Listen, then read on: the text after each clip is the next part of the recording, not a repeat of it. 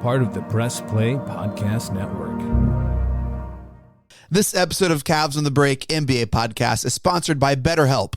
BetterHelp is the world's largest therapy service providing professional, affordable, and personalized therapy in a convenient online format.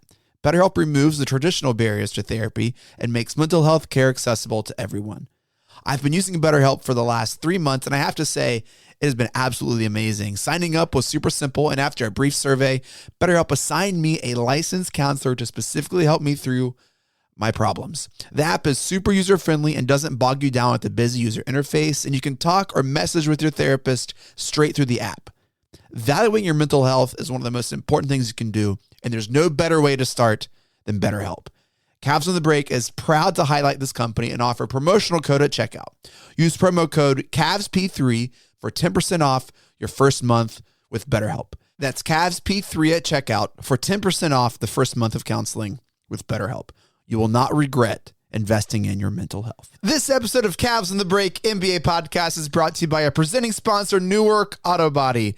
With winter weather and slick road conditions comes black ice and accidents. And if you've been in an accident and your car needs a little TLC, look no further than Newark Autobody and Zanesville Autobody. Safe, reliable collision repairs is their business. Newark Autobody and Zanesville Autobody is a local, family-run, and veteran-owned business serving Newark, Zanesville, and surrounding areas. And guess what? They work with all insurance providers to make your experience hassle-free.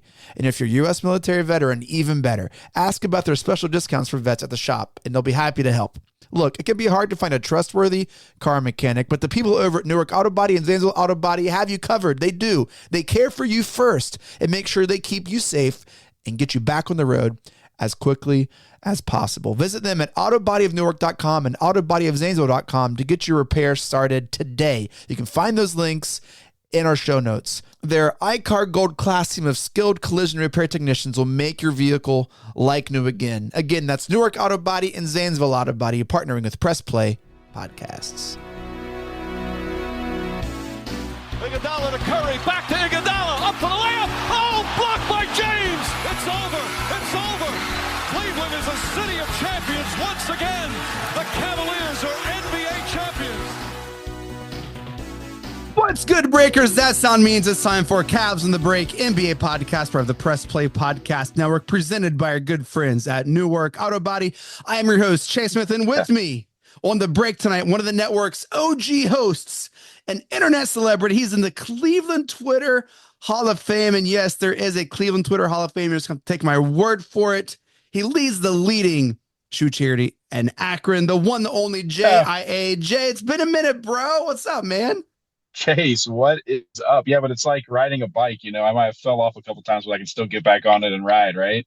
Dude, I was trying to think the last time it was just me and you on a pod, and I couldn't even remember, man. It's been way too long. It's good to hear you, good to see you, good to talk stuff, good to talk shop. Yeah. How have you been?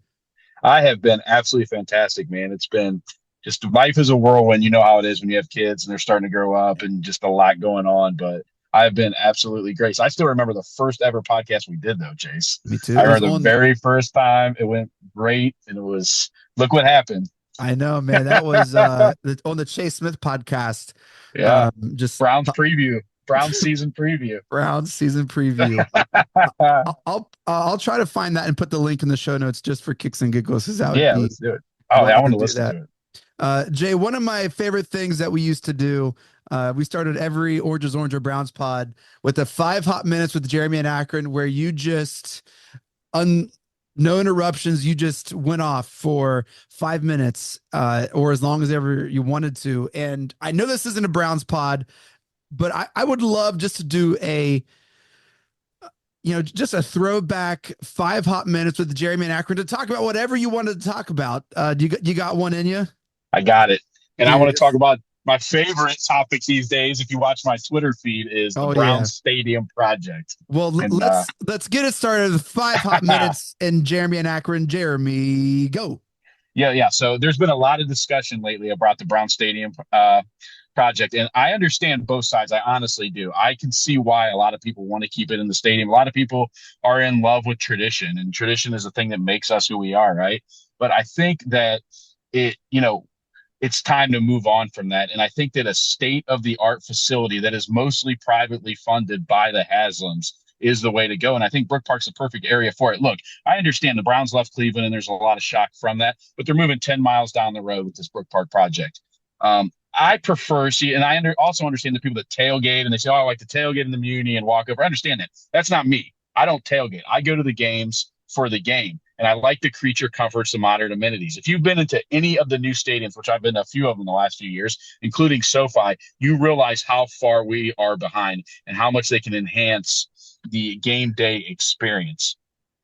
I listened to, I don't know if you saw this, but Nathan Zagura did a 23-minute interview with the lead architect of the stadium.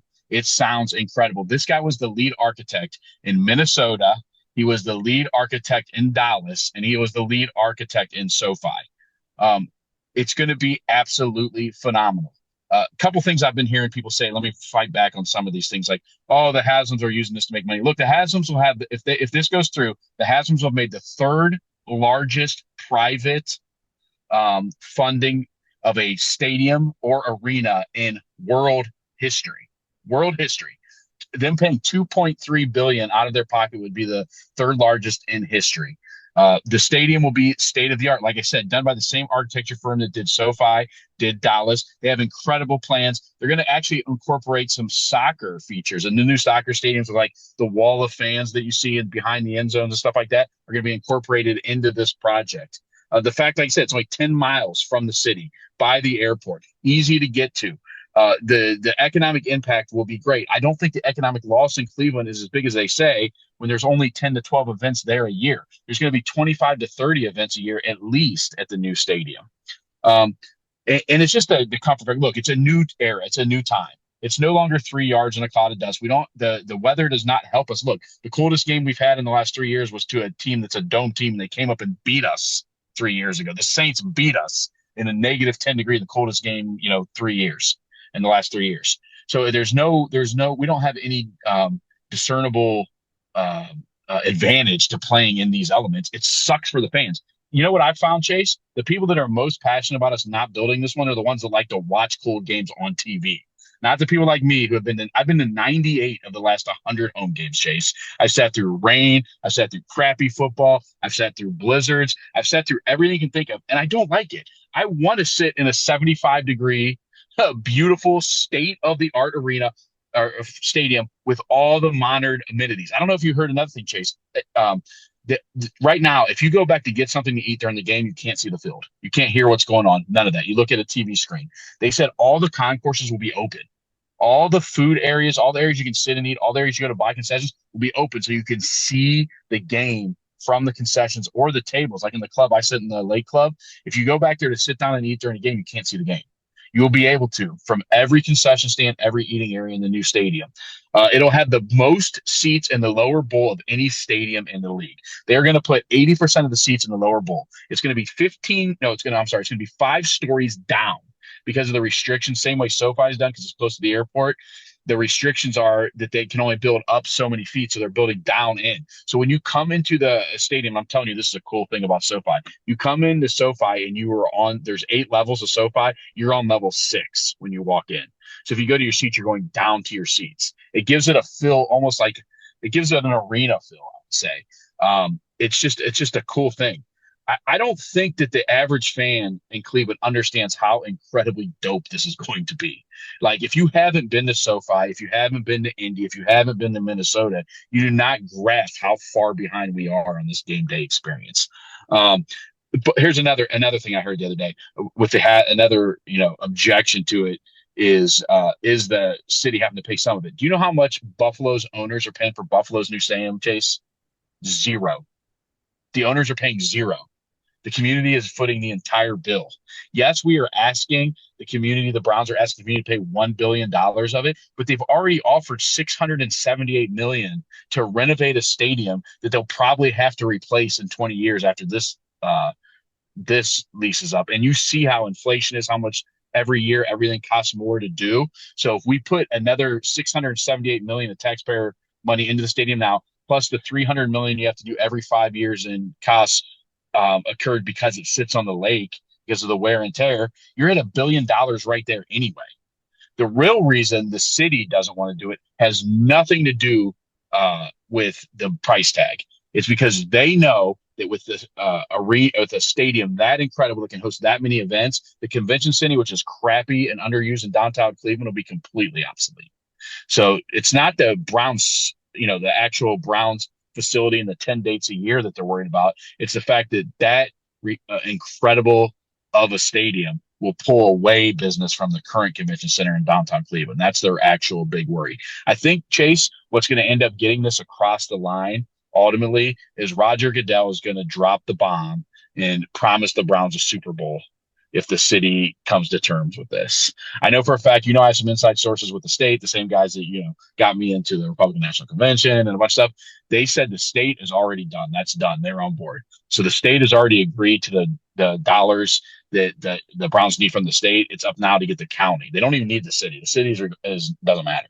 If they get the county to agree, then it's a done deal.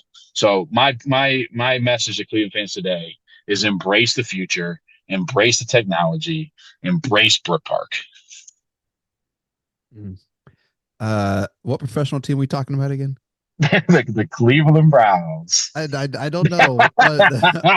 You know what? And I've heard a lot of the same. Another argument, Chase, that I didn't touch on there that I've seen on Twitter is I don't care about the stadium. Just get me a good team. Yeah, that sounds great. But it's not reality. You know what I mean? It's like getting the new stadium has nothing to do with what they spend on the team or the team being good. And you know what? If we're going to suck, I'd rather suck in 75 in a climate controlled environment with all the modern amenities. Let us suck there than outside in the cold and the crappy weather. Yeah. I have a confession, Jeremy. This is the longest Browns discourse I've engaged with since Deshaun Watson was traded in years. Yeah, I bet. And so interesting. Thank you for sharing that. I love 5 hot minutes with Jeremy and Akron. We had sponsors at one point. I mean, I really loved compiling all of them into like one long hot minute, which was really cool.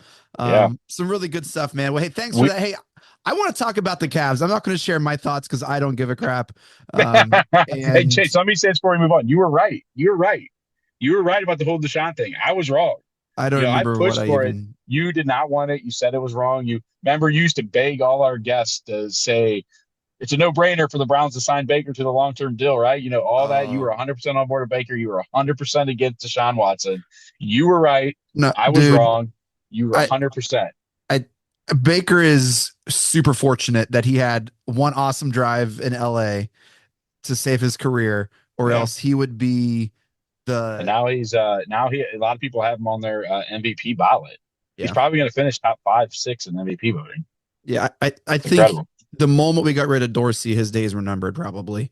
But that's a whole nother discussion. I don't even know who's making. I'm going to pull every time you're out. You get pull me back in. I'm going to pull you back in, Chase. Pull you back into the Browns business. It's all good. We didn't get rid of all of our stuff. We just have 2 totes of everything. My sons have never watched a Browns game, which is insane to say. But anyway, I want to talk Cavs because I tell you what, man, I love the Cavs. I love the Guardians. But Cavs have my heart now. I love the Cavs. They've watched so many Cavs games. We've been to so many Cavs games, and the Cavs are fun. They're good. Jeremy, what do you notice different about the team this year than you have the past couple years? I think the ball movement is immensely better. I think they're playing more guys. I heard Sam Merrill say the other day, one thing he loves about Coach Atkinson is he trusts his guys. He lets you play through some mistakes. They go 11 deep, 12 deep some nights because of that reason. And that's the kind of the Golden State philosophy of the last 4 or 5 years, right? Which is where he was, I think, helping. Exactly. Yeah. Mm-hmm. It's that same philosophy that let guys play a little bit, and then you see what you have with some of these guys, and then you develop some guys into guys that are rotational guys, and then pieces in the NBA. And I think that's a big part of it. I heard I actually heard Draymond Green say on his podcast that when they came to town and the Cavs blitzed them, ran them out of the gym, we're up 40 in the first half. He said he had not seen a team outside of Golden State had the ball on a string like that all night long. He said it was pop, pop, pop, shoot, pop, pop, pop, shoot. And the Cavs were hitting. And when that happens, Chase, that's pretty basketball to watch. When the ball movement is crisp, and the shots are falling, that is fun basketball to watch. No one's complaining in Cleveland about the No. quality or style of basketball being played. I think you touched on a couple of things. I think Kenny Atkinson is the perfect coach for a team that has 4 all-star caliber players who are signed to multi-year deals. So there's no wondering who's going to get what. Am I going to get paid? There's a level of security, I think, with our core 4. And we have role players who everyone in this team knows their role, knows their job. Karis LeVert, there's no more questioning, oh, what's his role in the team? He knows his role, and he accepts his role, right? You have the Sam Merrills, you have the Ty Jeromes, who just has been what an incredible reward for your patience for this club, who did not give up on him and has given him his chance, and he is helping anchor the second unit in this first half of this season. Sam Merrill at media day last year wasn't even on the podium. He was just along the at the Cavs media day, they have the main stage and all the media chairs, but then they have a secondary media circuit that a lot of the 8-player on the roster and below kind of make their rounds.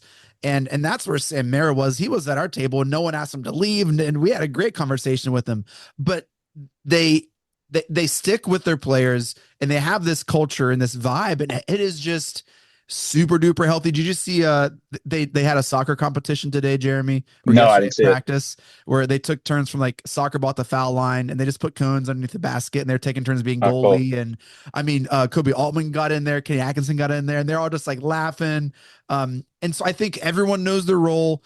They've played together forever, which is I'm very Golden State and I think it plays out with all the other teams trying to figure this out on the fly. And that's what I noticed the biggest change from this year is last year there was still kind of what are we going to do with Garland? Is, Mitchell going to resign? Are we going to trade Jared Allen? But none of that's over the team this year. This is who we got, and we're 23-4, man, and we're the best team in the league. Hey, Chase, who's second in the league in 3-point percentage? I don't know. Isaac Okoro. Oh, I thought you meant Isaac Okoro. Yeah, which dude. We've talked about not being able to hit the corner 3. Well, all of a sudden Isaac Okoro's hitting the corner 3. And guess what? Isaac Okoro also looks like the biggest bargain in the league now, right? With this contract being one of the top wing defenders in the league, is hitting the corner 3. It's just everything's coming together in a perfect storm. And it's like we talked about earlier, it's fun basketball to watch. It's kind of the right coach in the right place at the right time, situation like you touched on there. It's Evan Mobley coming into his own final. I don't want to say finally because there's been incremental steps, but it looks like he is developing into one of the top 15 players in the league. It's going to be a lot of fun the rest of the way. I like you were saying earlier, going to games. I've been to a bunch of the games. I can't wait for the next one. I can't wait for Monday night or whenever I'm going against. It's a blast right now. You can take me out of the orange is orange, but you can't take the orange is orange out of me, man. I've been on this Point Mobley kick since he was a rookie. You have for years and years and years. And it's nice to see him and just be more aggressive, and attack and not be afraid of the outside shot, which, man, he, in Charlotte had that career game. Yeah. Dominated, man. And that is just an added element to this team. Max Strus is coming back. What does he bring to this roster that, I mean, I don't want to say doesn't need him because everyone needs a player like Max Strus, but if you're Max Strus, where's your head at? What does he bring to the squad now, Jay? I think toughness is the big thing. He's a tough, obviously he can shoot. Heat culture. Yeah, exactly. Heat culture, plays good defense, fiery. He'll be the guy that, if someone cheap shots Donovan, you might see him right up in his face. He's that guy. He's a guy that plays with that energy, enthusiasm. He's also a guy that can get hot and win you a game, as we saw last year. Every once in a while, he'll get in one of those heat check games where he'll hit 5 or 6 in a row. Yeah, the playoffs, I think. Yeah. He had a couple games last year where he did that. I think he might eat into some of Sam Merrill's minutes for a little bit here. Just I don't think that's necessarily a terrible thing right now. Sam's been struggling a little bit the last few weeks, but yeah, I think he brings a fire. Another shooter, and a guy who will get up in your face and play defense. Well, leave it to Kenny to tinker and find lineups. He's going to throw some, when Strus comes back, he's going to throw some weird lineups out there, Yeah. and you're going to be like, what is going on? Just to try to get him acclimated to kind of what this team has found Yeah. the first 30 or so games of the season. People are going to be saying, what is he thinking? He's going to throw some really weird lineups out. He might have Strus at the 4. I mean, just he's gone small. You just never know. And I'm sure you'll see Strus at the 4. Actually, I'm 100%. He is. He likes to tinker and get creative, and he gives guys a little bit of rope, like we talked about. He gives guys a chance to miss a couple shots and not pull them out right away. Lets them play a little bit, and he'll let those groups struggle a little bit and try to find their footing, which I also like. You can't, it's a long season in the NBA, and if you want to. Sometimes you got to take a step back, take a couple forward, and that's the kind of thing I think you'll see with Max coming, is they probably will get creative and just see what they like and what they don't like. It is so fun, and the Guardians are the same way, to have just a pure, fun, like young, exciting, excellent team. It really is. The difference though between the Guardians and the Cavs is with the Cavs, you have the financial ability to keep your players, so you don't have to worry year over year who's going to be on the roster with Dan and the Cavs. I think they're underrated as a franchise. Dan had one big mistake, 8 years ago now, whatever, with the letter that he probably wishes he had back. But outside of that, he's been a phenomenal owner. He's does whatever it takes to win, doesn't ask questions, and the Cavs have done. I mean, everybody thought when LeBron left the first time that was it. And then when he left the second time, it was going to take years and years and years to recover. And now they're already back as, the best record in the league through 30 games. So. You want to talk about an awesome live experience, The Rock, man. Their renovations the past years, it is phenomenal. My goodness. You talk about other venues pulling away from the convention center. Things happen at The Rock. I mean, if the Browns stadium leaves, I mean, this will be it's a phenomenal, they did a phenomenal job in the way they were able to keep the arena open while they completely rebuild it. Yeah. It's just beautiful. I said club level. It's beautiful. Everything up there is beautiful. It is. Cavs are going to make the playoffs. I'm going to go out on a limb and say that now. I had Jason Gallagher on the pod last episode, Jay, producer for the Bronze Pod, Old Man in the 3. He won an Emmy, sports director for the Ringer. And we talked about like teams in the East that are concerning for Cavs fans. Jeremy, are there a couple teams that you just like would rather not play come playoff time? I know it's the end of December. We're talking about playoffs, but are there teams you're just like, I'd rather not play them? Well, I mean, what's the first one that comes to mind? The one that beat us 2 nights in a row, right?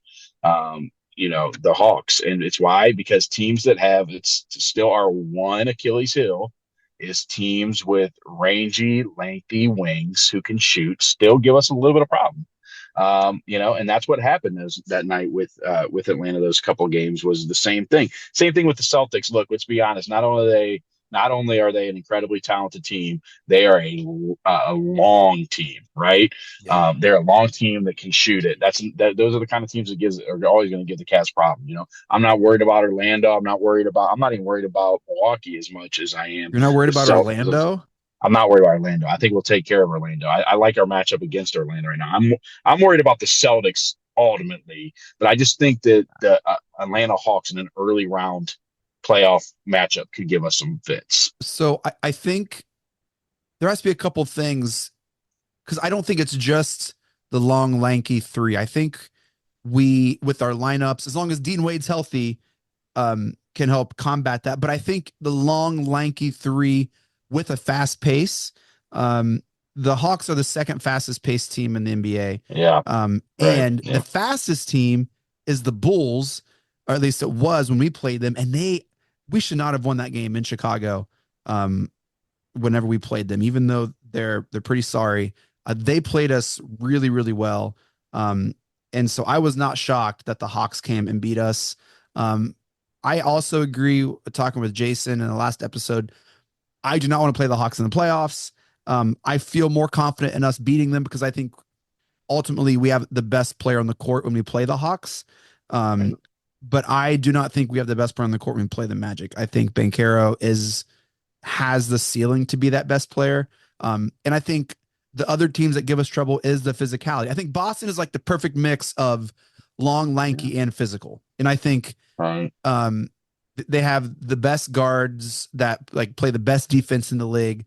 I don't think our team is intimidated by them though. We beat them at home this year. We played them really, really tough in Boston. I think they believe that they can beat them from what I've seen. But I agree. But they're just so talented. Like you said, they have the inside presence. They got big guys who could shoot. You know, they have the wings. Yeah. They just have that. They are a well put together team. And I don't think there are a lot of teams like the Celtics who can be long, lanky three and be as physical. I think Orlando can't really be long, lanky. They can't really play fast. They can just try I think I like our matchup with him. I do. I agree, Obecher. I think he's one of the best young players in the league, and he's awesome. He's an excellent player. I just don't think they can, with our style, right? I don't think they can play with us, and I don't think they can score with us, to be honest. And they would have to really drag it down into the mud. I think the way we, I'm not as worried about Orlando. And I know it sounds crazy, but I agree with you. I'm more worried about the Hawks than I am Orlando. Yeah. I'm not worried about the Sixers. Let me see here. I'm with you. I'm not worried about the Bucks. I think the Knicks could be. I think our saving grace against the Knicks is Mitchell loves New York. Yeah, go in there. Yeah, play well there. And, yeah, I'm not worried about the Heat. Cat is playing at an MVP level. I just, we'll see. I haven't seen, he's not been in the situation, and we'll see how it goes. We'll see how he responds in a big series. I don't know. I was not a big fan of the trade when it all went down. I liked the Knicks as they were constructed, but I guess we'll see what happens, the second half of the season. Yeah, I would put the Knicks in the tier with the Pacers. Right. So my top two tier would be, I don't want to play the Hawks and the Magic. And then I would do like Celtics kind of like in a mid tier, and then below that, the Knicks and the Pacers. I think the Pacers can also kind of be physical and long and lanky, but just feels like we play well against the Pacers. Yeah. It's like they're not playing well either. No. They got to figure some things out. But yeah, Jay, do you want to give a way too early prediction on what happens to the Cavs kind of here in the spring? They're going to win. I think if, there's always the caveat of staying healthy. Evan Mobley, his ankles stay healthy, all that. I think we're going to win 63 games. Okay. I think we're going to win 63 games, and I think we're going to play the Celtics in the Eastern Conference Finals. That's what I think is going to happen. Okay. I think at this moment right now, I would take the Celtics in that series and like maybe a six game series. Currently we'd have home court advantage, but the Celtics are a game behind us. As great as the Cavs have been, this start, we're only one game up on the Celtics. Yeah, 1.5.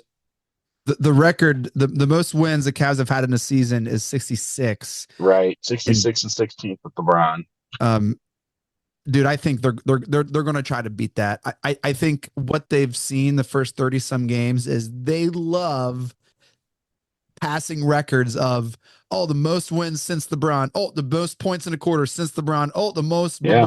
I think they absolutely are just over the moon anytime they get one of those records that they kind of beat. And I think they're going to go for 67. Yeah, I actually agree with you. I think it's kind of unique to this team. I think they actually do like to break those little records. I think 100%. it's something that they actually do try to do. So maybe you're right. Maybe they'll go for 67 wins. That'd be great. That'd be fun. I just think there's going to come a point in this season where we hit a lull. Just go on a trip where we go to Dallas and OKC and in a few nights span, something like that, where we'll lose 3 or 4 games. But hey, who knows? Maybe I'm wrong. Maybe we'll stay on this torrid pace and set a Cavaliers franchise record. That'd be awesome. Should we talk about LeBron? About LeBron? About which aspect? Did he go down and see his doctor down in Miami again? Jay, if you're LeBron and you see all of this happening in Cleveland and you're saying to yourself, if I get traded in the spring deadline, I don't have to move. My family can stay here. And anything that they do, any offseason will now have an asterisk. Donovan Mitchell, you're not going to be Cleveland's second best Cavalier because I'm going to be on the team. So not only are you winning another title for your hometown team, but you're preserving your own legacy because they aren't doing it without you. Yeah. Well, first off, LeBron is probably the only guy in the league that has the ability to force himself off a team like this, right? If he really wanted to go to Cleveland, he could probably make it happen. I think the thing that seems to make it unrealistic is how much the Lakers did for him with Bronny and paid him guaranteed money, all of that with LeBron this quickly, just blow that all up. For 3 months with a little like backhand. Yeah. Like you can release me after this. I'll go back in LA. He doesn't want to move, dude. Heck yeah. I don't know. And let's go to the other. Do the Cavs want it? Yes. You think? Dude, are you kidding me?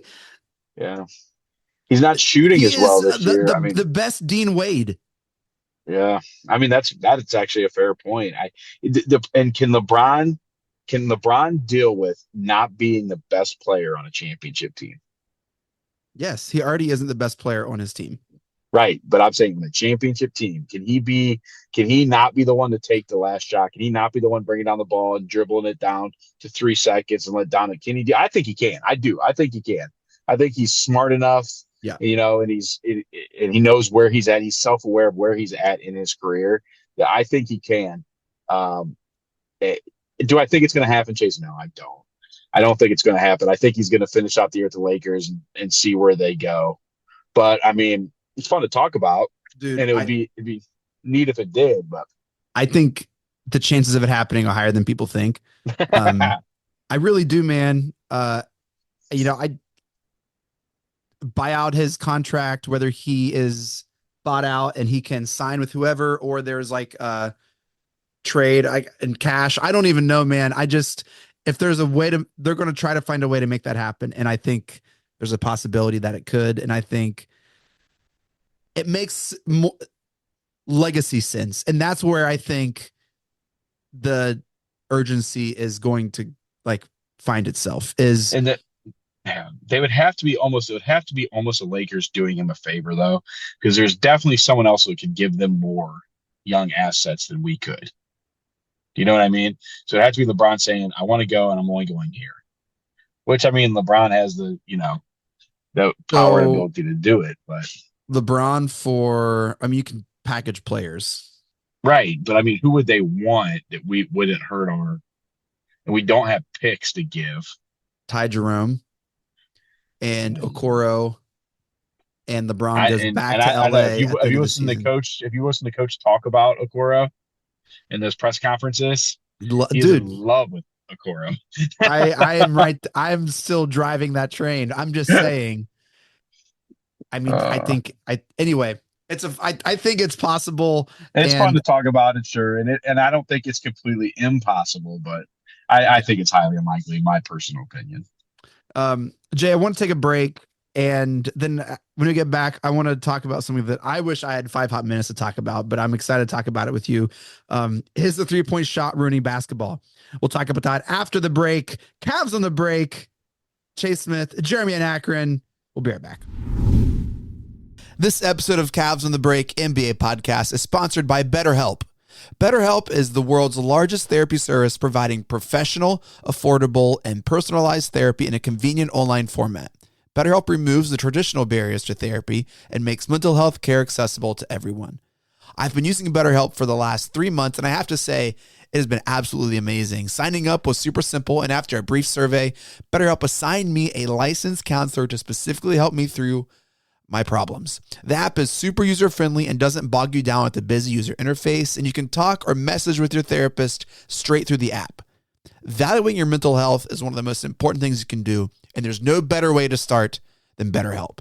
Cavs on the Break is proud to highlight this company and offer a promotional code at checkout. Use promo code CAVSP3 for 10% off your first month with BetterHelp. That's CAVSP3 at checkout for 10% off the first month of counseling with BetterHelp. You will not regret investing in your mental health. This episode is brought to you by Fast Response Heating and Cooling. Fast Response Heating and Cooling is a locally owned HVAC repair company located in Grove City, Ohio, and they pride themselves in same-day service because they know how inconvenient it is to go without heat in the winter. That's why Fast Response Heating and Cooling offers same-day service or your service fee is waived.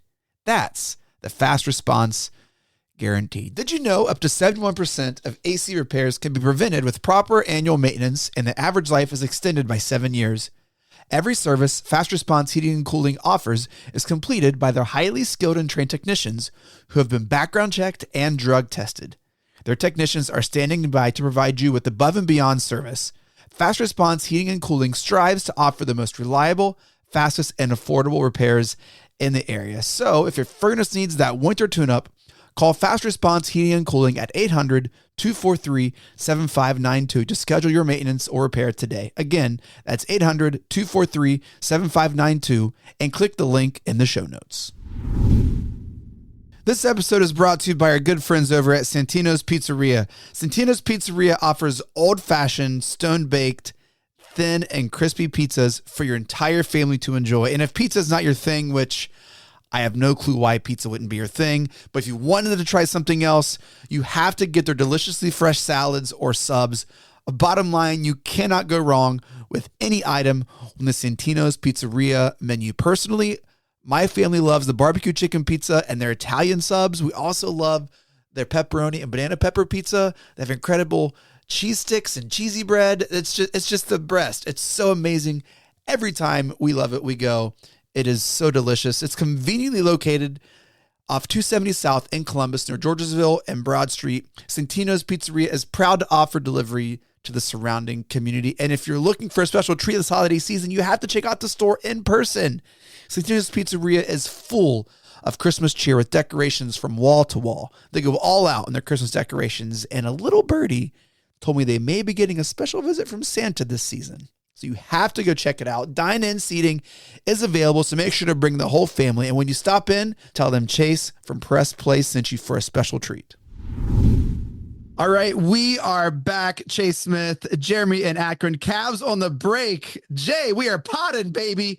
Let's go. I want to talk about this because I've had a couple conversations via Twitter, most recently with our podcast co-host Sam Amico, who's going to be on the pod here in a couple weeks, and I'm sure we're going to talk about it then. Jeremy, is the 3-point shot ruining basketball? It's that simple. That's a question. No. Is the 3-point shot ruining? You say no. I say no. I love it. I love I've heard the same stuff. Even LeBron made mention of that we're shooting too many threes, and some people are even speculating that's why the ratings are down some is because of it. I don't buy that. Look, the NBA is going to need to develop a new star. They need another LeBron James in these next couple of years, pretty bad. They need someone to pass the torch to. They need a new face of the league. That will help with that. I don't think the 3-point shot is why that's happening. And look, the 3-point shot is the product of analytics, right? Analytics in basketball say, it's a math equation. And there's just no way to legislate it out of the game. You can't tell teams they can't shoot 40 threes a game. You can't put a limit on the number of threes a team can shoot. You can't do it. And we talked about it earlier. When that ball's whipping around and guys are draining threes, that's fun. That's fun basketball to me, man. I think it's fun to watch. It's pleasing to the eye. It's get your energy up. It's poetry in motion. It is. Everyone loves a Cavalanche. That's not ruining basketball. It's so much fun. My favorite part of the game.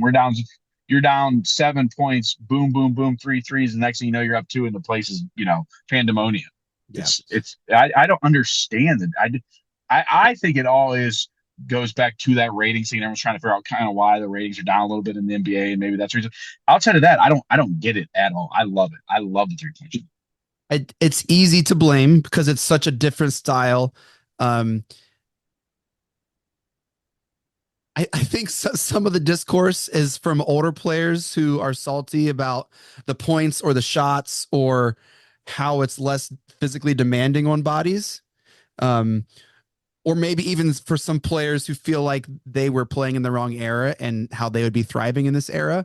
I agree with that 100%. I think that's a valid point. I think they're pretty salty. I think there's a little bit of the baseball problem where there's just so many games. Football is the perfect thing for American culture, and it's so perfect. It's 4 months, it's 4 hours for a game, it's once a week, it's in the middle of a Sunday afternoon. You only have to check your roster. Like it is literally, I mean, aside from Thursday and Monday, it's perfect. It's the perfect length. Baseball, it sucks. It's almost all year. Basketball, so 82 games and playoffs that last 2.5 months. That takes forever. And so I think part of it, and that's not new, but I think that is always going to be an issue. I think there are stars. I think Luka is a bona fide star. I think last year they discovered Ant, and they had the Olympics. I don't think Ant's that. He's not the LeBron James. He's not a Magic Johnson. He's not a Michael Jordan. He's not a Larry Bird. They need that next transcendent superstar.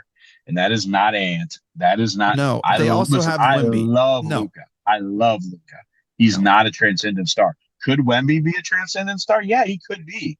Maybe that is the next guy. It's definitely not Jokic. He doesn't even like to play basketball. No, he doesn't.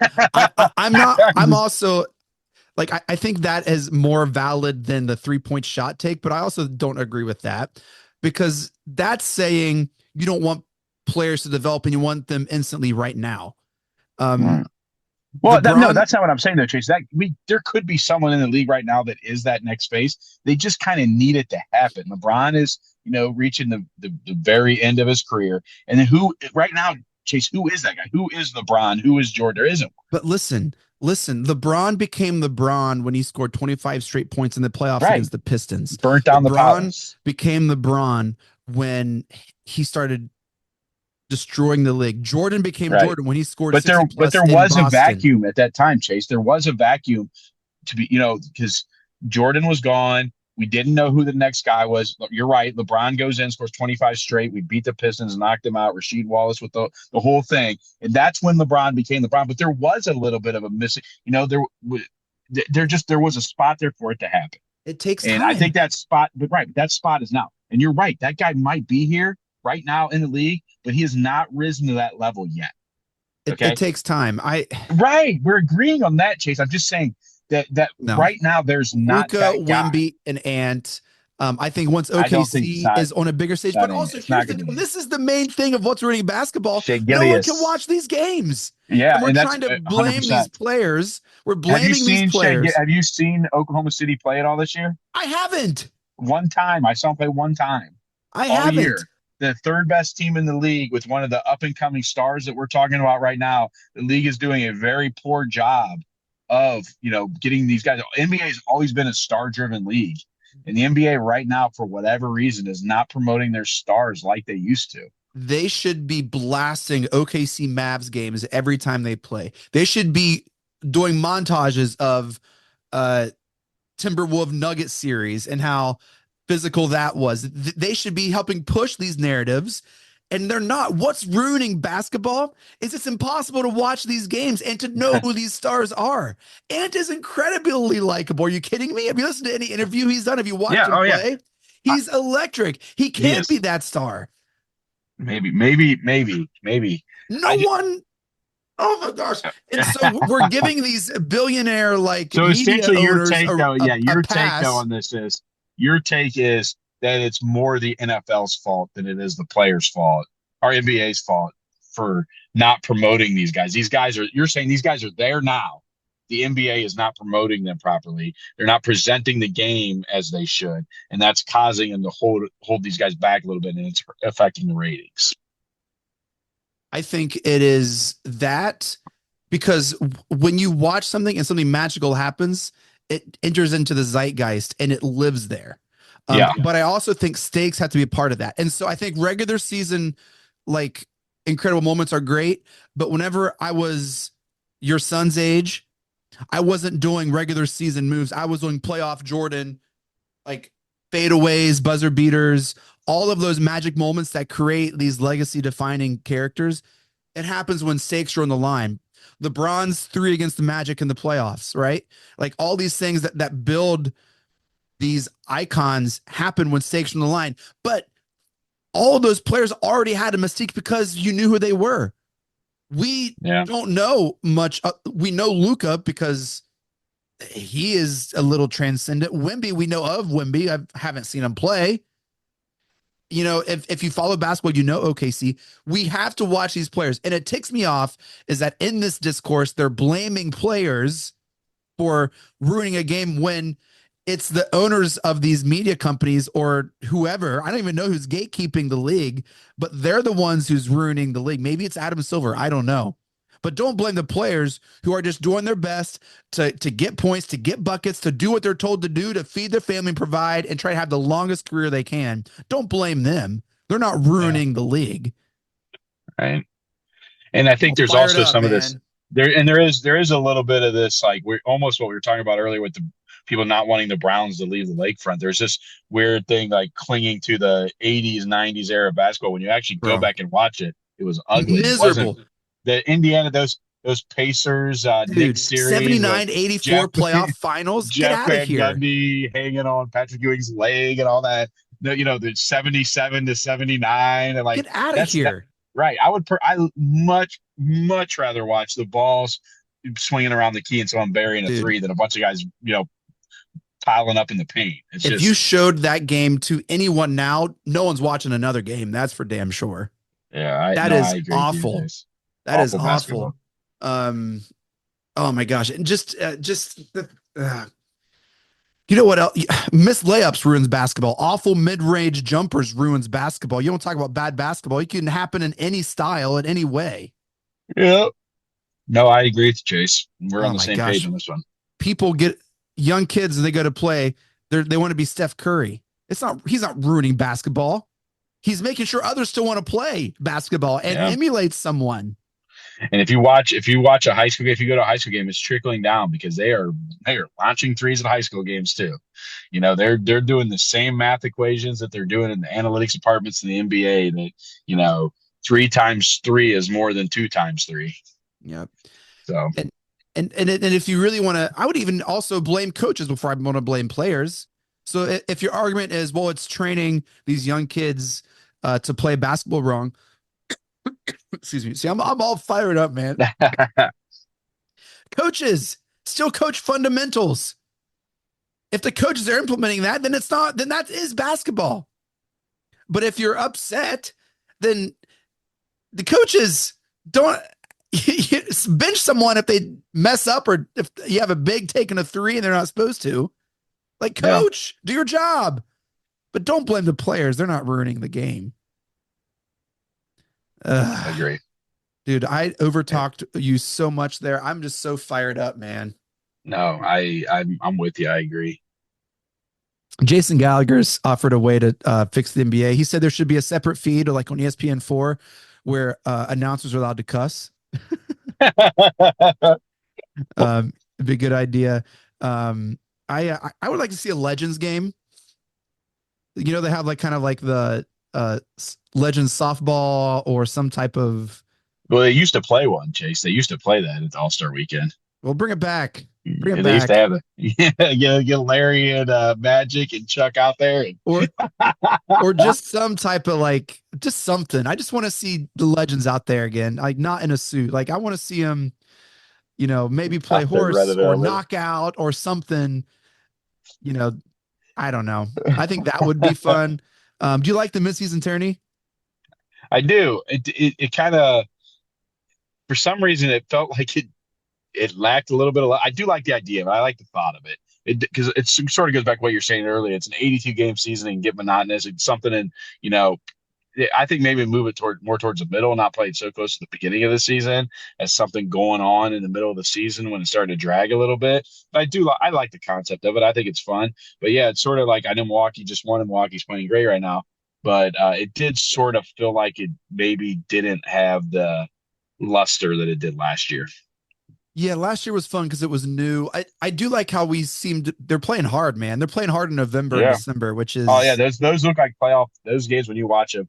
I know some people don't. I like how, like, oh shoot, we got to win by 30 tonight, so they don't take off the gas. So there's like the Cavs had a game I was at earlier this year when they were just down to That the was against last the second. Bulls. That Yeah. was the home against the Bulls. Right. It's just keep throwing them up. We got to play to the last second. No one's coming out. We're gonna try to score, and we're gonna there's the Cavs. I think with 3 seconds left, buried a three that day. It's just Yeah, the Bulls quit playing defense, and the Cavs. Yeah. That was kept the pedal down. Defense optional for sure. I like it. Was fun. I thought it was fun. Being at the game, I thought it was fun. Yeah, I like it too. Meaningful basketball. The courts are weird, but whatever. Some are great. Some are tough to watch on TV just because their eyes. They hurt your eyes. Did you see Steve Kerr, what he said about the court in Houston? No. Well, the Rockets court was all red, and they passed out like red shirts or something. So the stadium was just like all red. He said it like I was descending into hell. He hated it, and it looked like very red, very red. Whew, Jay, any other thoughts, man? I need to go take a shower as I'm all fired up. Yeah, right.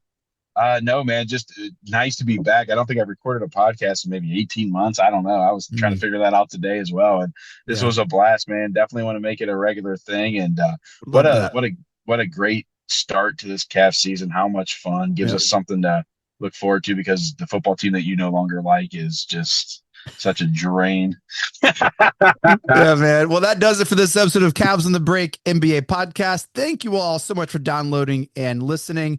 Shouts to the Press Play Podcast Network for making this possible. Shouts to BetterHelp.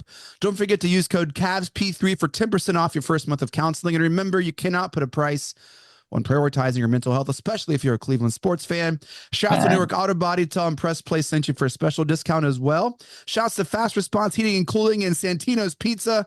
Love those guys over there. Make sure to follow us on Twitter at Cavs on the Break. We always follow back.